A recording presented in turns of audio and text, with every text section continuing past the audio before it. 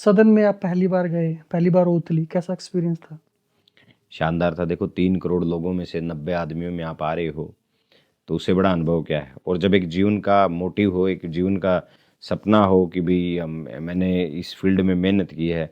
अब कोई पढ़ता है बच्चा, उसको नौकरी लग जाती है, तो उसकी तो मंजिल मिल गई ना उसको। तो मेरी जो मेहनत थी कि भाई हमने नारनौल से कांग्रेस को जिताना है, विधायक बनना है, चीज़ें तो देखो सबसे बड़ी एक फिर उसके बाद आप पूरे प्रदेश की सबसे बड़ी पंचायत में पहुंच के जब आप ओथ लेते हो, आप जैसे वोट मुझे मिले 85,000, लेकिन मैंने प्रतिनिधित्व तो 2.25 लाख वोटों का करना है। हाँ। विधानसभा में जिसने दिया चाहे ना दिया हो, सब जब जीतने के बाद सब के आए वोट हो जाते हैं। और हारने तो के बाद?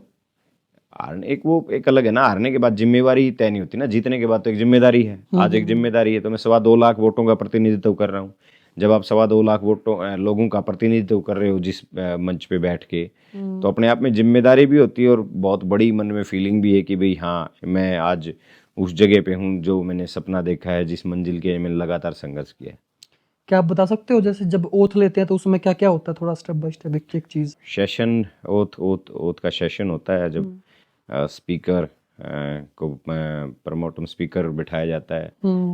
क्योंकि जब तक परमानेंट जो स्पीकर होते हैं उनकी नियुक्ति नहीं नियुक्ति होती। नहीं होती, तो पहले वो बनाए गए थे जो कांग्रेस के ही थे, हाँ, सबसे उम्रदराज जो एमएलए थे, रघुवीर सिंह काद्यान, रघुवीर सिंह जो काद्यान, बेरी से बेरी से। 7वीं बार विधायक हैं। हाँ हाँ। तो उसमें बारी बारी सबकी आती है, जिले वाइज ओथ होती है, तो सभी विधायक अपनी ओथ लेते हैं ताकि एक संविधान के प्रति कुछ ट्रेनिंग वगैरह भी होती है ओथ ना से ना पहले? कोई ट्रेनिंग नहीं होती उसमें। तो आप को पेपर मिलता है कि भाई ये ओथ है आपकी, पढ़ना है, उसको पढ़ के बोल दो, बिना पढ़े बोल दो, उसमें कोई वो नहीं होता। ठीक है। तो जब एक प्रदेश की सबसे बड़ी जो मंच है विधानसभा हरियाणा का, उसमें जाना ही अपने आप में एक अद्भुत है। जब वो एंट्री करते हैं, जब उस एक मंदिर ही है वो वहाँ, आप 3 करोड़ लोगों की उम्मीदों के ऊपर खरा उतरते हो। 3 करोड़ लोग प्रदेश के और फिर देश के करोड़ों लोग देखते हैं कि भाई ये फलाना प्रतिनिधि क्या बोलता है, क्या अपनी बात रखता है।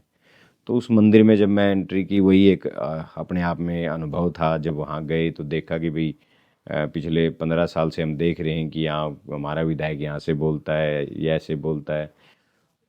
तो एक उस इमारत जो एक मंदिर है, तो जब उसमें प्रवेश करते हैं तो ही अपने आप में मन में फीलिंग गजब होती है। फिर उसके अंदर जाना, वहाँ खड़े होके ओथ लेना। घबराहट हुई थोड़ी बहुत पहले? नहीं, घबराहट तो नहीं। मैं बहुत सारे मंचों पे, देखो ये मंच फर्स्ट टाइम ये था। मंच बहुत ज्यादा महत्वपूर्ण हाँ, तो होता है। बिल्कुल महत्वपूर्ण है। घबराहट तो नहीं होती क्योंकि बहुत सारी रैलियों में बोल चुका हूँ, स्टेट का प्रेसिडेंट रह चुका हूँ इनेलो में आप युवा प्रदेश अध्यक्ष थे। हाँ, और हरियाणा का मैं 2016 में सबसे छोटी उम्र का जिला पार्षद भी रहा हूँ।